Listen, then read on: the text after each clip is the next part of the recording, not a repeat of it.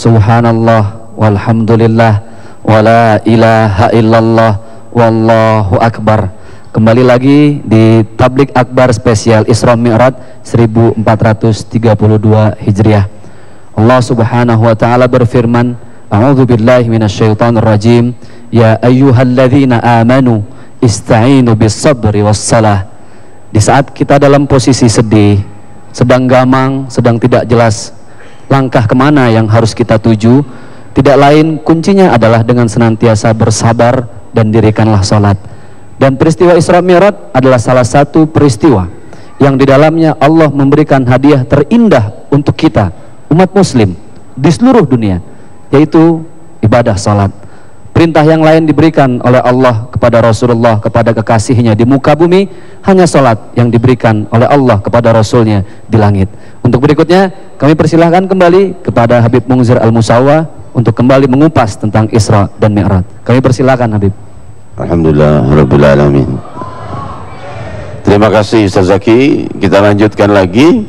Jadi Allah Subhanahu wa taala tidak mengizinkan satu makhluk pun berjumpa dengannya kecuali Nabi Muhammad sallallahu alaihi wasallam. Namun setelah Nabi sallallahu alaihi wasallam diberikan padanya anugerah untuk umatnya 50 waktu salat, dan Nabi memohon keringanan atas saran Nabi Allah Musa, demikian riwayat Sahih Bukhari, hingga dikurangi hingga 5 waktu, tapi sama dengan jumpa 50 waktu. Kita lihat hikmah ini. Betapa kejamnya kalau kita tidak berpikir secara logika iman. Betapa kejamnya Allah mewajibkan 50 waktu. Kenapa Nabi yang mohon keringanan? Mana lebih kejam? Berarti Allah lebih kejam dari Nabi. Nabi lebih lemah lembut dari Allah. Tidak demikian. Allah Subhanahu wa taala sudah Maha tahu bahwa memang akan jadi 5 waktu, bukan 50 waktu. Allah sudah Maha tahu. Namun Allah ingin tunjukkan pada kita umat Nabi Muhammad SAW betapa cintanya aku kepada kalian, hingga aku ingin kalian menghadapku 50 waktu salat. Karena salat itu menghadap Allah, sebagaimana riwayat Sahih Bukhari, barang siapa yang melakukan salat fa innahu yunaji rabbahu, sungguhnya dia sedang berbicara dengan Tuhannya dan berhadapan dengan Allah secara ruhiyah dan qalbiyah, bukan secara jasadnya.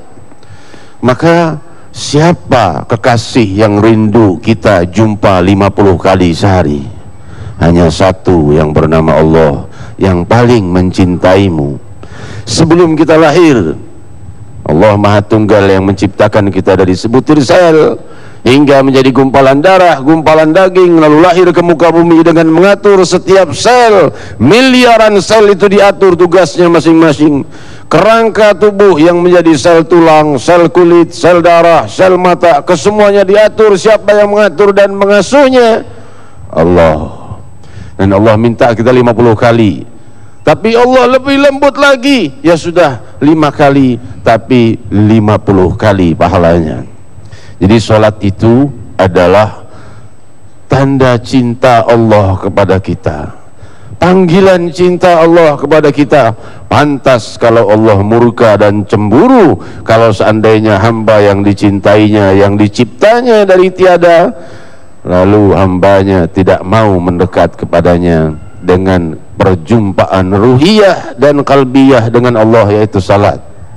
Jadi umat Nabi Muhammad SAW kebagian kesemuanya rahasia kemuliaan Mi'raj, yaitu dengan ibadah salat, dan perbanyak pula ibadah salat malam, berduaan dengan Allah, berasik-asik, ya, berlemah lembut dan memohon kepadanya dalam kesendirian, di saat orang-orang dalam keadaan lelap dan tidur.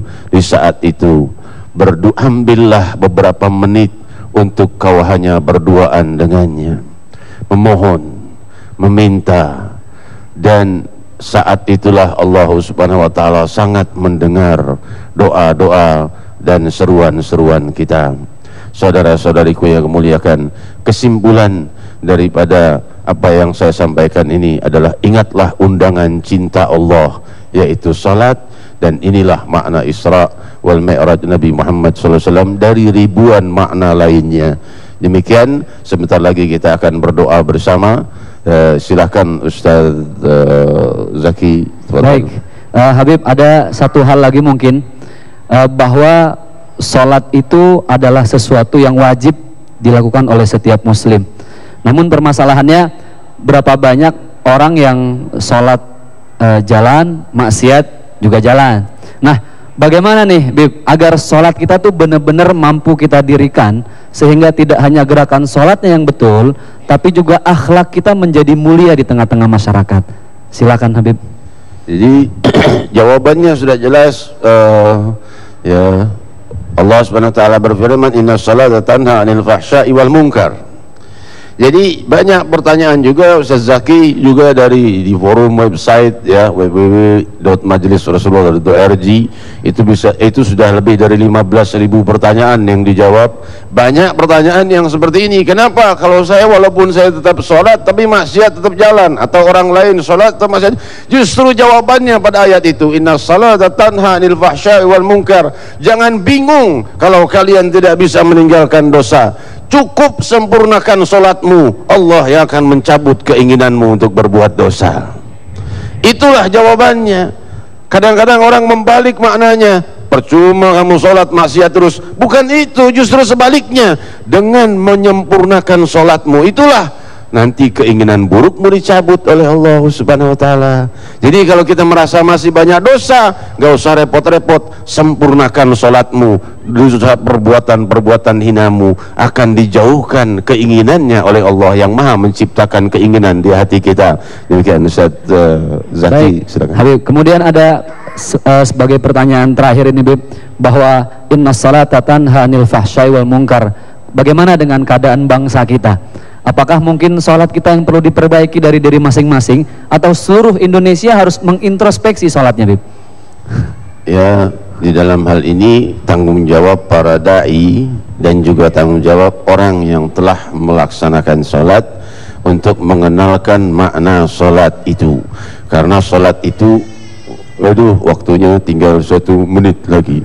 Hadirin hadirat, sholat itu sepotong aja ya, sedikit saja. Sholat itu menjauhkan dari musibah. Makin banyak sholatmu, makin khusyuk sholatmu, makin jauh dari musibah. Sedikit saja cerita Nabi Yunus alaihissalam ketika ia ditelan oleh ikan nun dan dibawa ke dasar samudera. Allah berfirman, wa nada fid dhulumat alla ilaha illa anta subhanaka inni kuntu minadh dhalimin. Dan Allah juga berfirman, laula annahu minal musabbihin lakana laula annahu minal musabbihin lalabitha fi batnihi ila yaumi yub'atsun. Kalau bukan karena Yunus itu orang yang banyak bertasbih mensucikan nama Allah, dia akan tetap dalam perut ikan hingga hari kiamat. Berapa ribu tahun Nabi Yunus harus dalam perut ikan, kecuali karena dia banyak bertasbih. Salat penuh dengan tasbih. Dalam ruku subhana rabbiyal azim wa bihamdi, sujud subhana rabbiyal azim wa bihamdi. Itu ruku dan sujud. Sekali kau salat, berapa ribu musibah yang tersingkir sebab salatmu, berapa ribu musibah yang tidak tersingkir gara-gara kita kurang salat. Salah satu makna jawabannya. Ustaz Zaki, silakan. Terima kasih Habib. Allah Subhanahu wa taala berfirman, fawailul lil musallin alladzina hum an salatihim sahun. Celakalah orang yang salat masih koma, jangan titik.